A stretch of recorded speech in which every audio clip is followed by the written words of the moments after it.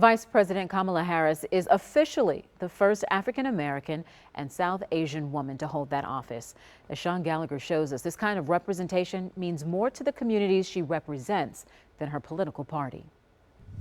The most symbolic part of this Inauguration Day had nothing to do with party or politics. It was the symbolism of progress as the first woman of color took the oath to be the next Vice President of the United States. Kamala J.B. Harris, I solemnly swear. These words, spoken by 48 men previously, recited by a woman of color for the very first time. So help me God. Harris, sworn in by the first Hispanic female Supreme Court Justice, Sonia Sotomayor.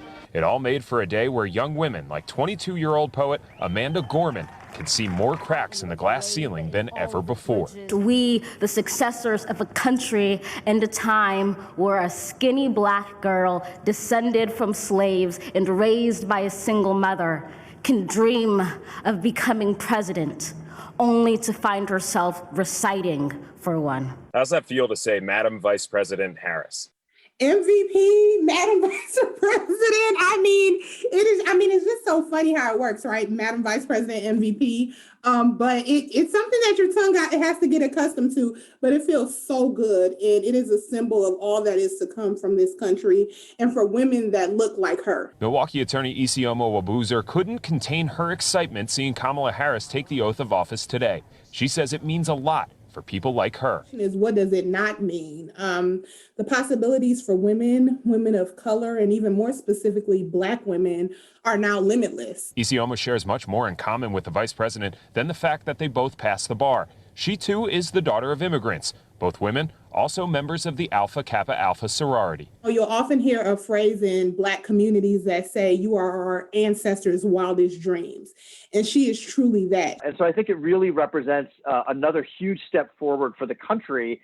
That symbolism is just absolutely critical. Sachin Chetta also sees representation when he now looks to the office of vice president.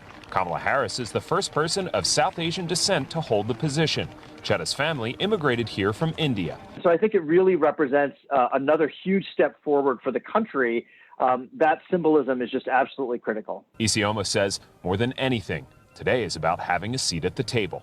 Representation matters, and you look at her and you see that the glass is shattering. And while the history of this nation would have you believe that Black women and women of color reside at the lowest rungs of society, well, now we have a woman of color, a Black woman in one of the most important and most powerful roles in the nation, in the world. Isioma says she's yet to meet Vice President Harris, but says it's now on her bucket list to meet up with her fellow sorority sister. In Milwaukee, Sean Gallagher, TMJ4 News.